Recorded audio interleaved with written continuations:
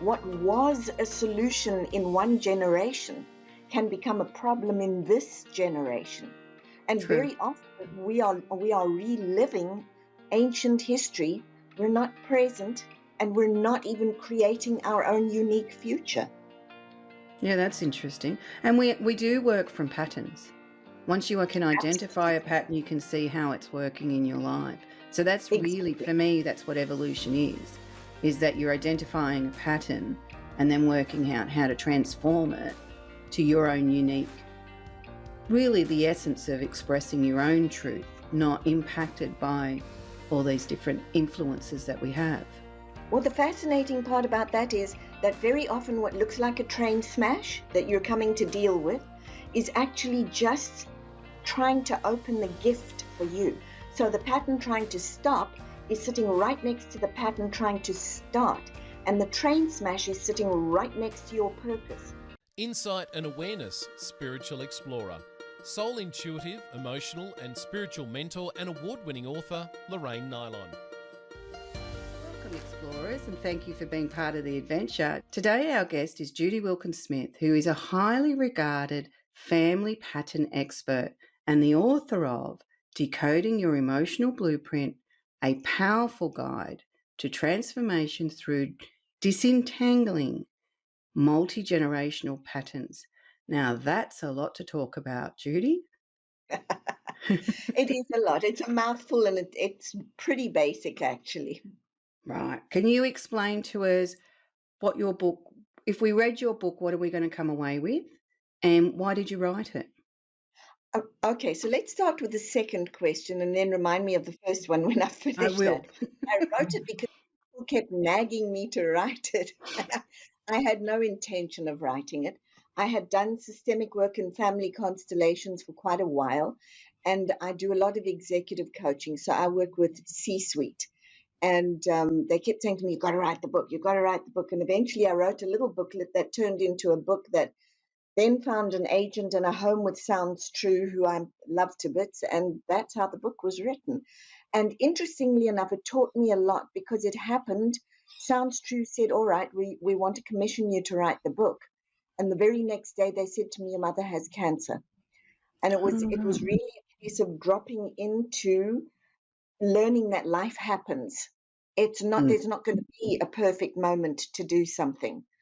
And it turned out really helpful, not just disciplinarian, but at stages a distraction and a place to go and really sit and be. So that's how it came into being. It was also a question of family systems work in or systemic work in constellations. People sometimes will say, "Is that a bit woo-woo?" It's not. But one of my missions with it was to really do two things: demystify it, and at the same time show that when we demystify it, it doesn't mean you lose transformation. It means you gain access to transformation. It doesn't make it so far-fetched that we can't do something with it, we can't use it. So it was really a practical way of saying to people, if you want to change your life, it's not just a nice idea, it's a reality. Here's how you do it.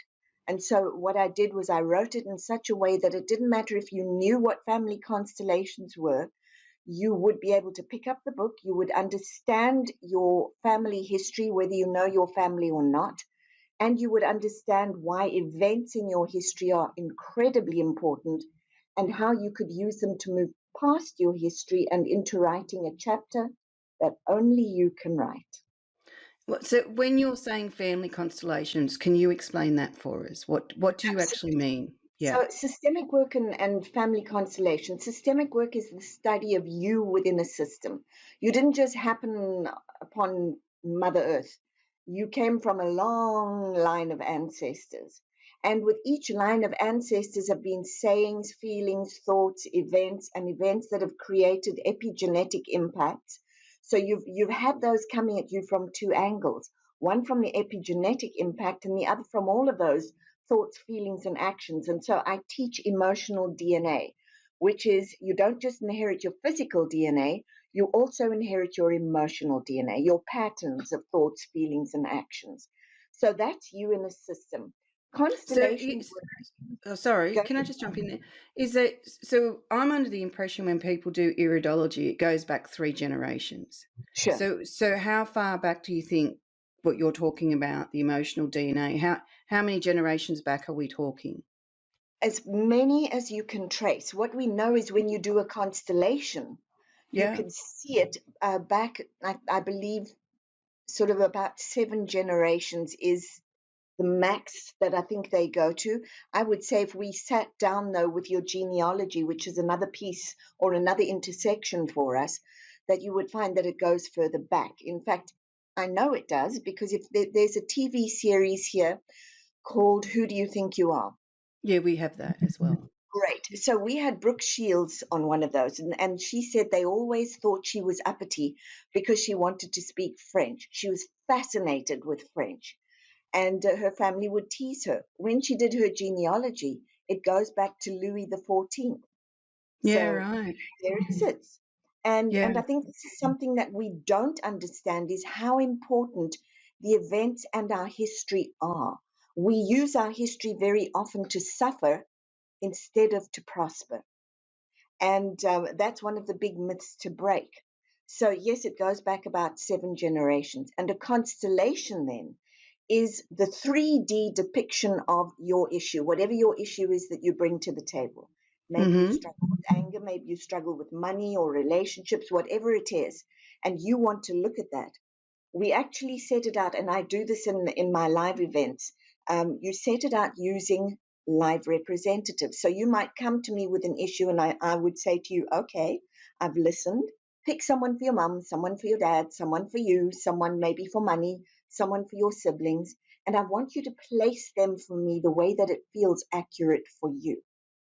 Now, as you place them, you're already going to have feelings. But then when you stand back and look, you've now got a 3D version of what you're carrying inside your head. And the Okay. minute you Yeah. put it in front of you, you can now see it, you can hear it, you can touch it, you can walk through it, you can talk about it. And so now you start making different connections in the brain and the body, and you experience an embodied transition. So you may start at one place and finish in another. And what's happening is that neuroscientifically or neurologically, you're also rewiring your brain and your body in real time. And so you see people have these big aha moments and big jumps. You can see it viscerally, and they will say, I don't think I will ever be the same again. And no, you're not, because we know that one new thought, one new feeling, one new action, and you're now in a different paradigm already. Yeah. Keep adding on to that, and you're going to move from where you were to what's possible. And so the family, instead of being this burden, your family system becomes a whole system of clues and portals to possibility.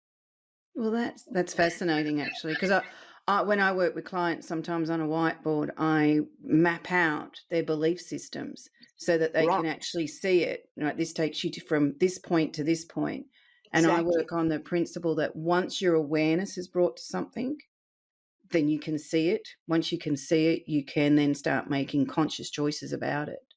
Because a lot of the Exactly. time our emotional stuff is so buried or suppressed, or Right. we're acting it out, but we're not sure of the motives, we're not sure of the belief systems or the fears that are fueling it.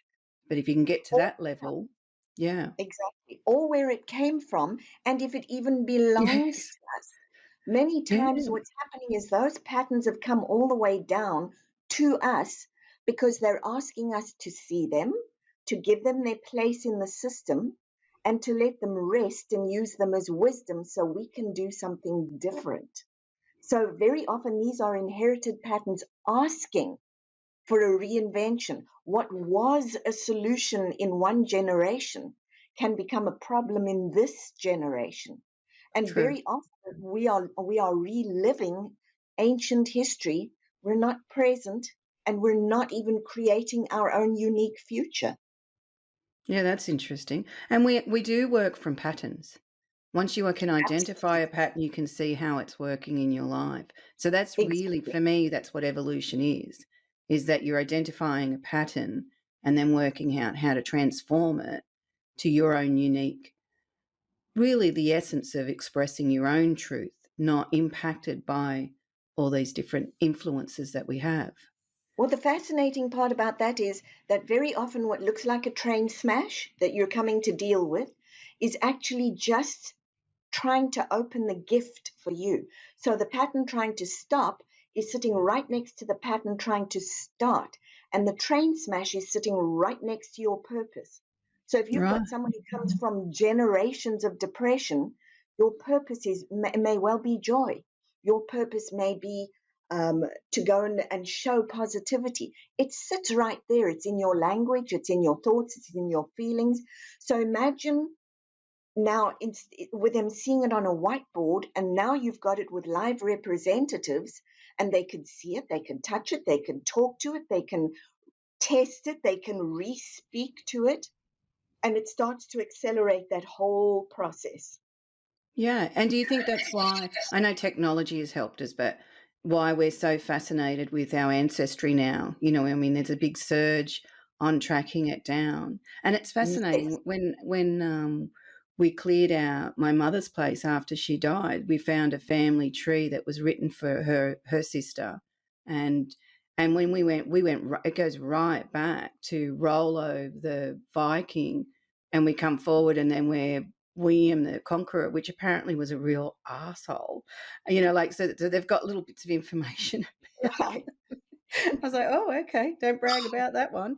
So, and you know, it goes right through, and you can see the names. You know, like the names that have continued through the different generations of family. So it's quite Yeah, and fascinating. so you asked about the genealogy, and the answer to that is absolutely yes.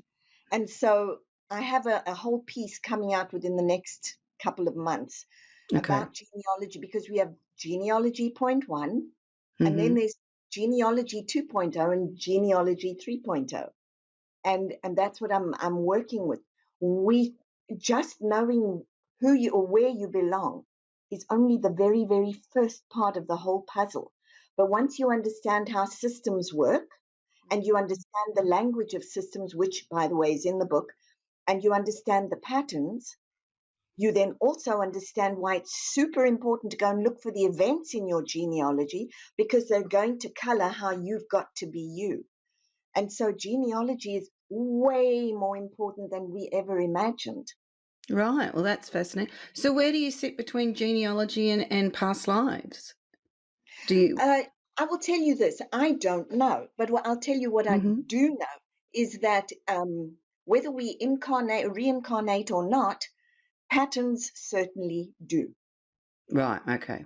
Yeah. Anytime you exclude someone or something, it creates a pattern that expands and repeats, because one of the rules in systems is anything you exclude is going to create a pattern that expands and repeats, and it will keep seeking its place through subsequent members of the family.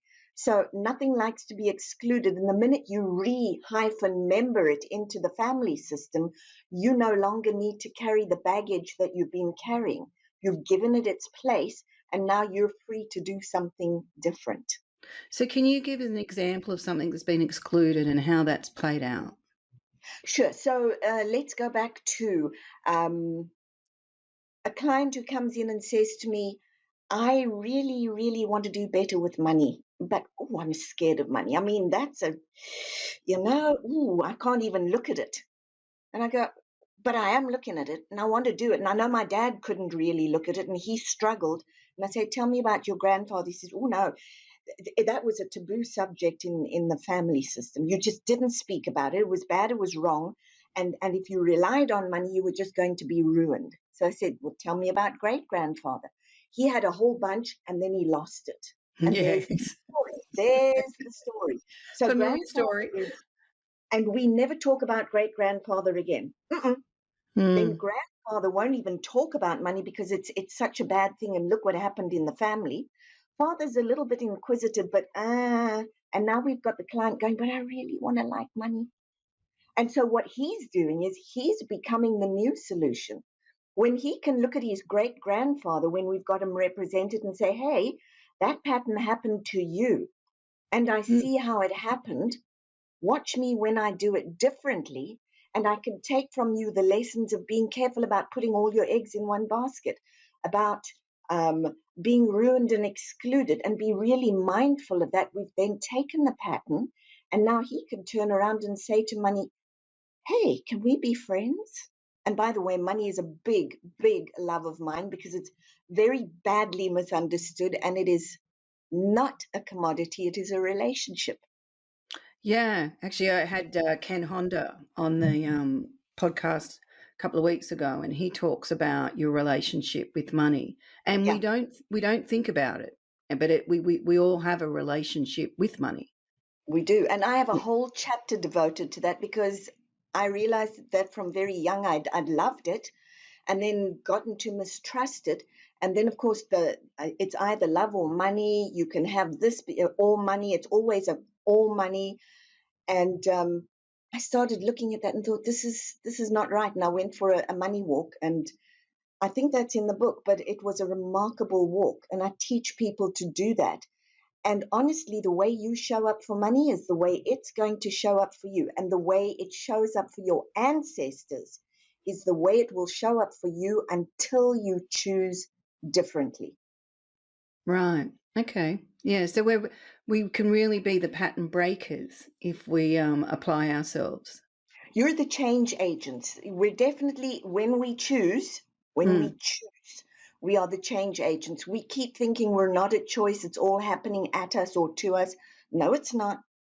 You are the change agent. What you've got to do, and I think it's also in the book, is I tell people you really need to set goals for whatever it is, relationships, money, whatever it is. You've got to set goals or dreams that are Yeah. big enough that they're more exciting than where you are now. Because if you choose ones that are big enough and you really invest in them, they're going to pull you past all of your excuses that you've had and into the world that you want. And if you've done it once, you begin to build that winner effect into your brain, you will do it again and again and again. Well, that's hopeful, isn't it? For a lot of people that are struggling with the patterns that they've got and they're not recognizing them. So what do you think is the starting point for someone who's struggling? You know, that know they come from a history of especially like, abuse and Sure, all the rest of it. So and that a lot of them, sorry, stuttering, a lot of them are actually struggling with the thought that they could carry it forward. sure.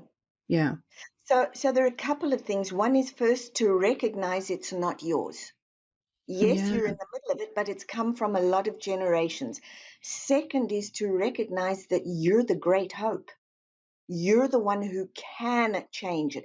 And it's literally by writing down thoughts, feelings, and actions, and then beginning to write down not just your thoughts, feelings, and actions around what you have, but your thoughts, feelings, and actions around what it is that you want. And Okay. then migrating from the one to the other. Just it doesn't have to be the whole elephant at once, but doing that thoughtfully and mindfully and persistently, because we tend to do something once and go, well, that didn't work, I give up. No, you've got to be very clear about what your theoretical end point is, because as you get there you'll find it expands. But Yeah. you've got to be, and you've got to be excited or determined to do that, and that will pull you there. You are not stuck. Right. Which a lot of people have that belief system that they are stuck in whatever they're experiencing, nothing's going to change. And I think that's why it's important to look at things like spirituality, transformation, Sure, self-development, any of those things that are going to get you really looking at yourself. Because I don't think that you can do any type of work that I've, talked to a lot of people. You can't do any type of that work unless you're willing to be self-reflective and you've really got get to be honest. willing. Yeah, you've got to Yeah. be willing to look. In systemic work and constellations, we say until you can acknowledge what is exactly the way that it is without wishing it were different, you don't move. Yeah. So one of the questions which is one of our listeners asked me to ask you when she found out that you were coming on is if you're in a family collective and you're trying to move, but the others are not. They're saying stuck in their stuff. And she was referring to, say, a husband stuck in his stuff and Right. she's trying to move in her stuff. How do the two family collectives and patterns, are they brought together to flag up each other's stuff? What's your view on how all this works? Oh, yeah. Oh, yeah.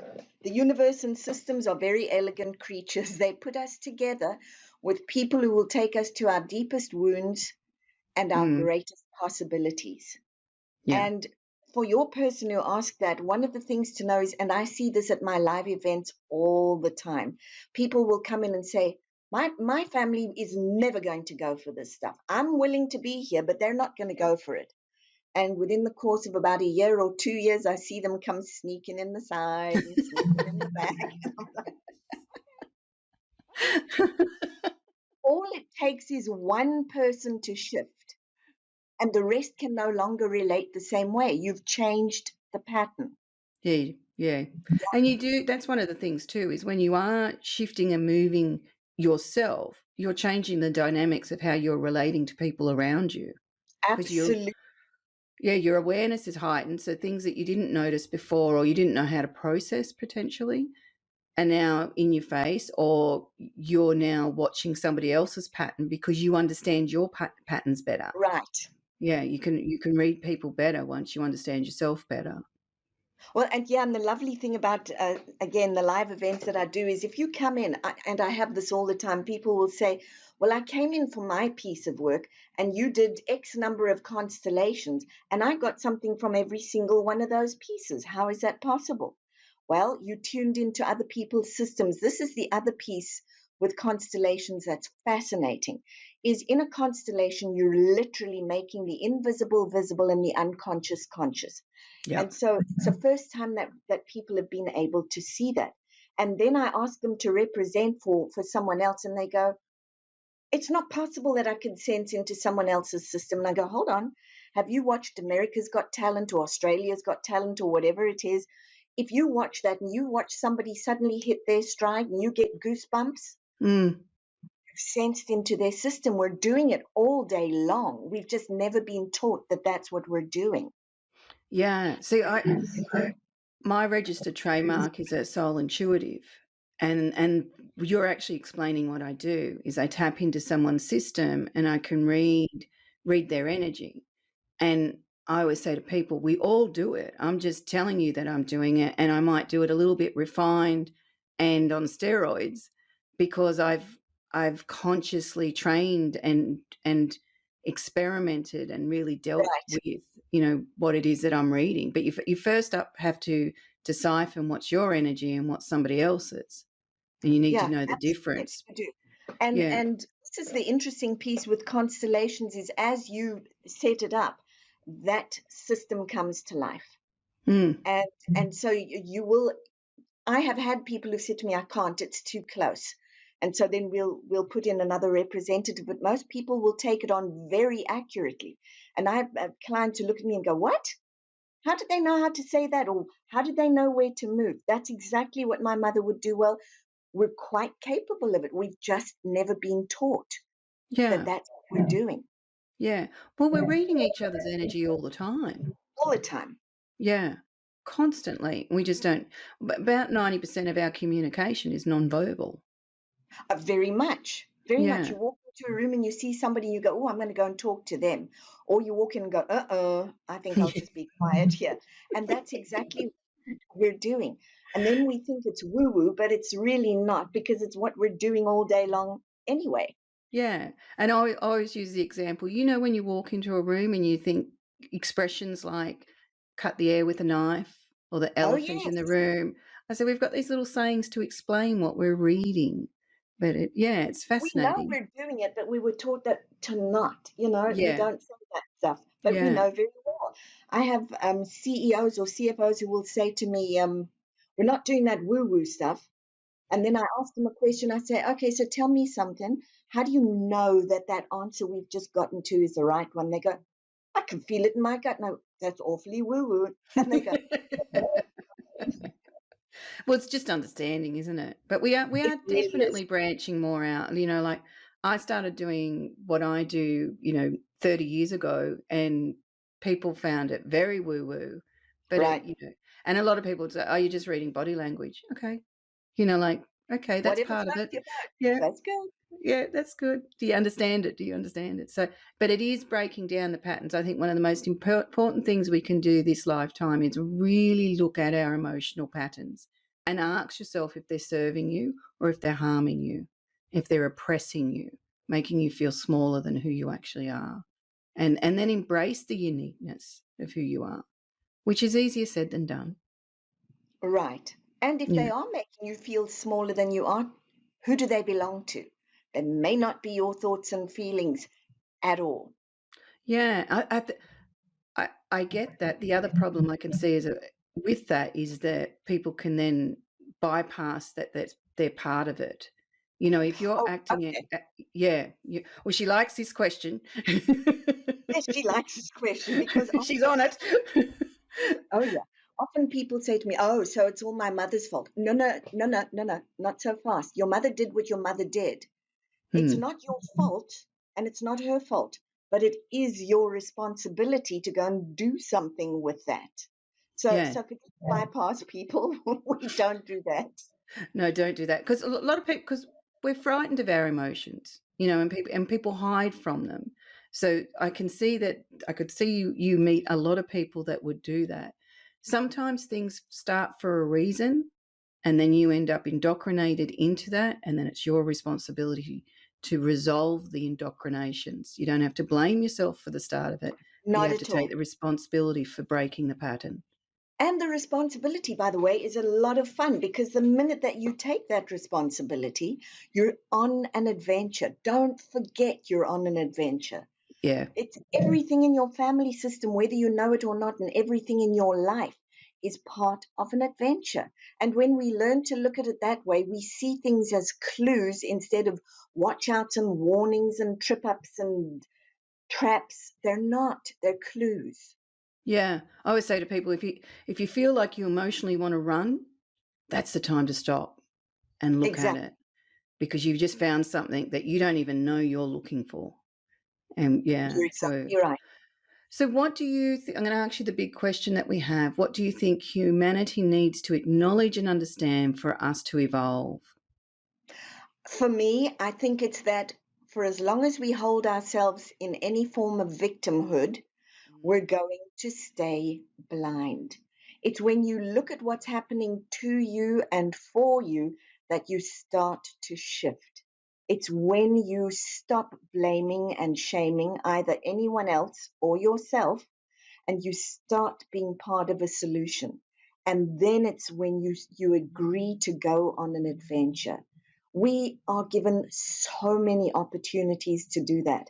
It's time we stop pretending that we were smaller than we are. Yeah, I love that answer. And it is that adventure. Like if you're willing to explore yourself, you will be fascinated by what you know, but you don't know you know it yet because you haven't been able to put it in a language that you understand yet, but you're living it. Exactly. Yeah. Exactly. You'll be fascinated to find out how you and your inheritance are affecting every single part of your life and at how the universe speaks to you and how it's trying to get your attention. And so is your family system. It's going, move. We often think, I shouldn't get too big because that's going to upset my family. You should get as big as you possibly can because it's going to grow your family. Mm, yeah. I always think, you're walking a path, and if you walk it with integrity and you walk it with a sense of understanding yourself, you're clearing the jungle. So that's got to make it easier for the next person walking behind you. Absolutely, absolutely. And if you are willing to be big, because people are afraid of being big, and big is different things for different people. But if you were given a life, push it as far and as hard and as high and as happy as you possibly can. You have everything you need to do that. Everything. And I know people will say, I don't have the money. No, but you've got the money DNA. And if you look at your money DNA and you start shifting your money DNA, you've got everything you need. Brilliant. All right. Good advice for all of us. So when people are falling into their victimhood, because I always see it like a roller coaster, like Right. even people that are on the adventure and they're really exploring the truth of themselves, you are going to hit those troughs in the journey where you come down, and you've got to, so that you can find your stuff. You've got to be, it's not theory. You've got to sort of really experience it and understand it for it to shift. So what's your advice for them when they are falling into that victimhood? Couple of things. Number one is, I'm sure that all of them, or if not all of them, most of them, either play a game on their smartphone or they play video games. And I always say to people, okay, so when you fail a level, what do you do? Well, I do it again. And then what do you do? I do it again. Well, what happens if you fail it 5 times? I'm doing it again. Why? Because I want to get to the next level. Exactly. Yeah. Yeah. Keep it simple. It's Yeah. that simple. And you also have, funny enough, And sorry, I'm going to jump in there. And don't do exactly what you did last time, thinking you're going to right. get a different answer. Right, I could not agree more. So I'm actually teaching as well about those two aspects, your little trash talks and your inner champions. I'm teaching at a Disney World in November along with Money DNA. But with those, it's really to find what is it when you are super stuck, because we all have them. What is the one thing that gets you moving again? Yeah. Doesn't matter what it is. Somebody told me, what did they say? Oh, I reach for a soda. And I said to them, you reach for a soda? Yeah, it puts just enough distance between where I'm stuck and my hand that I can take a breath and then I can go. And I went, okay, if that's what it is, do that. If you've got a saying, mine is Yeah. always, come on, you can figure this out. Yeah. Or one of the other guests, Corbin, he's saying was on to the next thing. Exactly the same. It's you. We all have those mechanisms. Mine came from doing manuals, because I do manuals for every single event that I have, so that people have got that when they go. And I think the first 3 or 4, I didn't even sweat blood. I was way beyond blood. I don't know what I was sweating, but because I kept saying, you don't know what you're doing. You don't know what you're doing. And I got to about number 4 or 5, and a lot of people had said to me, these are really good manuals. We get to take them home. We get to use them again. And eventually I looked at myself and I went, okay, just stop. You don't get to keep saying you don't know what you're doing. And so my switch was, I can figure it out. What am I going to teach? I don't know, but I can figure it out. And I think that's become part of my when I'm stuck. Okay, quit. Are you going to sit there, or are you going to figure it out? Because we have 2 options here. I love that. That's brilliant. And do you think that people are falling more into their victimhood than ever before, or we're just more aware of it? No, I think they are, and there's a whole lot to say about that. I think they are, because social media has glamorized, sanitized, sanctified, and monetized it. So it's great to be a victim in this day and age. You can get paid for that. The problem is, when you get to the other end of that payment, it doesn't feel so good, and you haven't grown, and now you've wasted a whole lot of time, and you cannot expect someone else's history to now compensate you in your time because of something that happened in their history. It's up to the 2 currents to do something different. So there are lessons. Yeah, there are I love lessons that. to learn. Yeah. That is so important to get, because we are becoming very inundated with this, the wounded story, the broken story. And then I've come from there to great heights, to a point that one lady said, oh, you can't be successful unless you really, Exactly. had a complete emotional breakdown, been sexually abused, or you are a victim of domestic violence. And I was like, what is that? That is about true, because what she's referring to is a meta pattern, and it actually sits right with money DNA. In order to feel good about money, which is a really backwards way of thinking about it, in order to be able to say I have money, I've got to prove that I've suffered enough to get there, so that nobody's going to chew me up because I have money, which is the most backward way of thinking of it I've ever heard. But that's what we do. But there's another piece. There are three basic principles in all living systems: balance of give and receive, order, and belonging. And Mm, this particular little victim piece allows us to feel like we belong. Well, if so and so, who's a great big film star, struggled, see, it's glamorous for me too. And I'm yeah. like, come on, people. Yeah. And I think that give and receive is actually a really important thing, because I'm looking in different places that I'm looking in now where, well, as it's been referred, the spiritual industry is heading to, is that a lot of people I find now, their first question is, what are you going to do for me? And I'm like, aren't you trying to, impart some wisdom for people to help them along their journey? Why is that your first port of call? What are you going to do for me? What do you bring to my table? And I find it very in conflict to their actual brand. Like Right. if it was like, well, hang on, oh, yeah. And I find that confusing. I actually do sort of get very confused with it, because I can't see how that becomes part of the evolutionary process. I think that maybe what they're trying to ask is, how do we work together for a greater good, or how can we collaborate for something bigger? What are you going to do for me? I think the collaboration, that's a different thing. You can tell when someone wants to join. It's like what you said, have two connections together, and that you're both bringing a respect for one another, and that you're really interested in exploring where the relationship, friendship, partnership, whatever it is, can go. That's collaboration. You cannot get anything better than collaboration, because you're working together to Right. both, and you identify each other's weaknesses and strengths. But the key element to collaboration is that you feel supported, which is very different to when people want to work with you, but they want to take and give nothing back.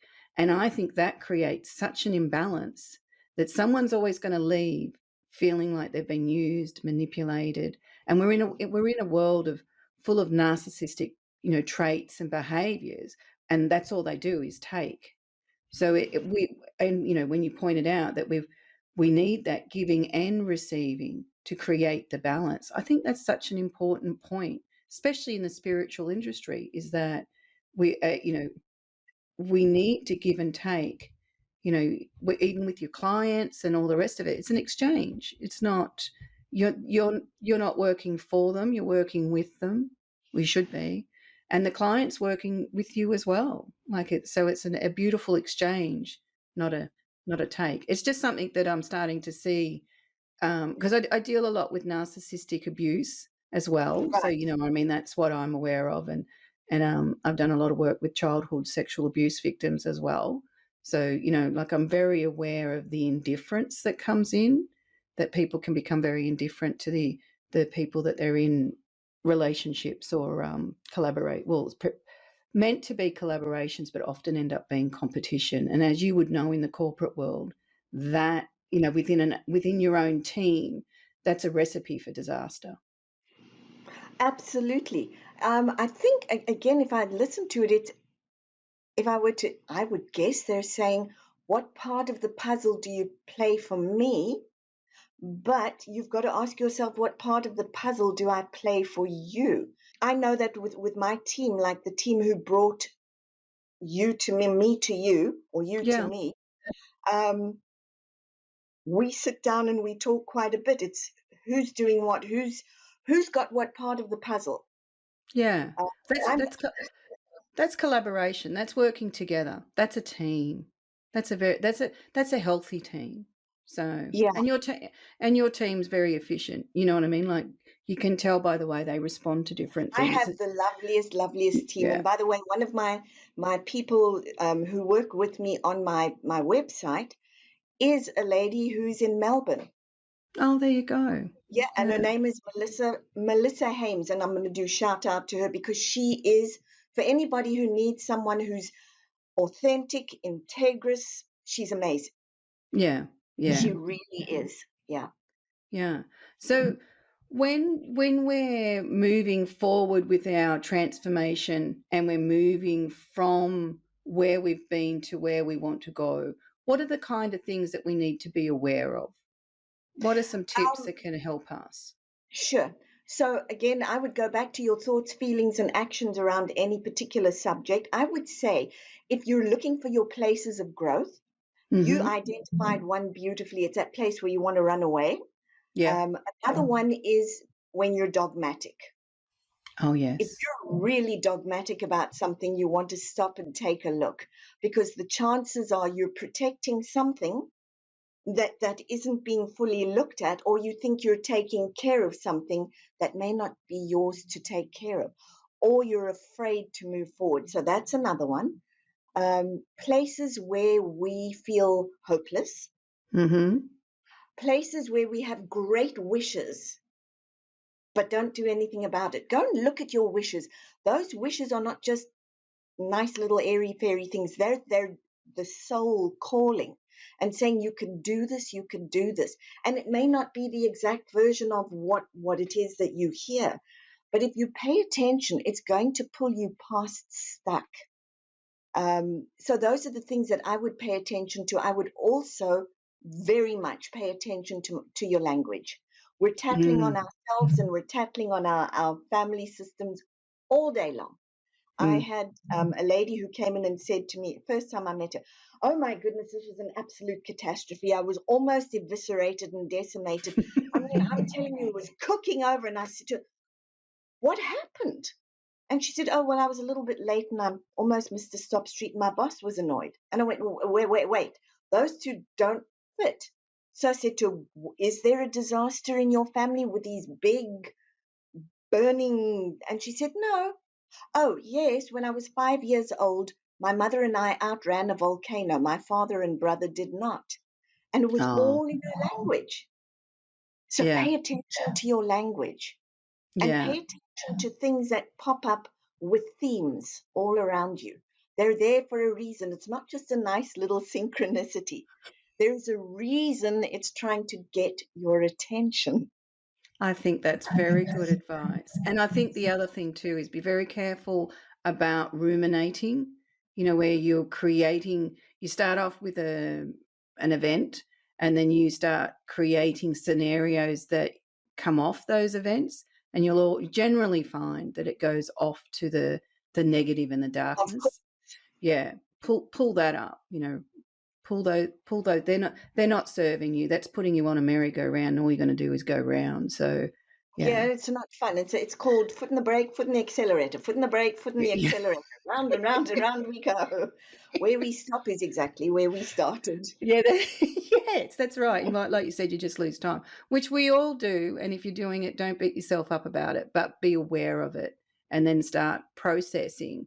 uh, Start with acknowledgement, and then work towards understanding it Yeah, in whatever form there's works for you. there's a lovely thing that I ask people about that because we all do it. Do you watch horror movies? No, not really. But you tell yourself horror stories all day long that you believe. Stop.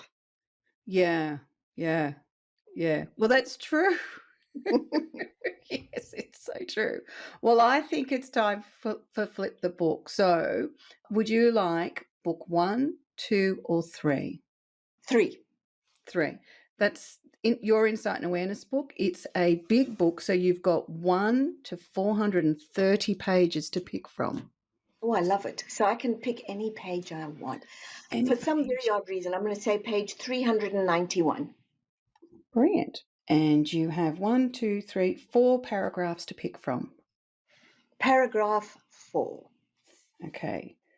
Your barriers to truth distort your awareness of the reality of your unresolved emotions. You use to construct an illusion that you can control your evolution. You do this while attempting to conceal your indifference to truth, justifying your distorted perception of truth, evolution, and yourself. This is how you enable yourself to remain unconscious to truth and defiant against your own original intention for resolution and evolution. I love that for you. You saw that. I just lit up. I mean, here it is.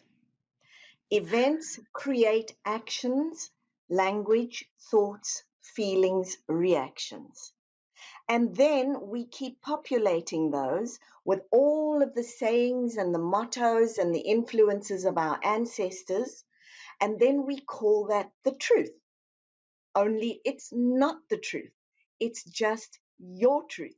And you can change that anytime you want to with one new thought, one new feeling, and one new action.